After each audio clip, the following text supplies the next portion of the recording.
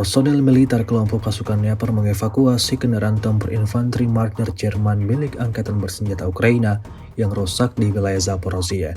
Rekamannya ramai beredar di media sosial Telegram pada Sabtu 10 Agustus 2024. Selama pertempuran, prajurit Rusia menyerang bagian belakang kendaraan tempur infanteri musuh. Kompartemen pendaratan, radiator, dan cincin menara belakang tertusuk. Mobil itu terbakar. Menurut personel militer, Marder yang rusak memerlukan perbaikan dan modifikasi. Setelah itu dievakuasi ke posisi pasukan Rusia. Selama 4 jam kami menarik mobil ini, kami menjadi target nomor 1, tapi kami beruntung. Musuh tidak melihat kami. Itu sebabnya kami berhasil lolos tanpa diketahui, kata salah satu penembak kelompok penyerang.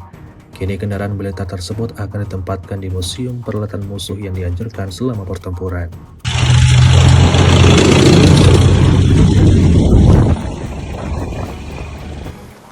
Все 4 часа, которые мы тянули эту машину, мы были, можно сказать, цель номер 1, но нам повезло. Противник не узнал, что он не увидел нас. Поэтому получилось у нас выехать незамеченными.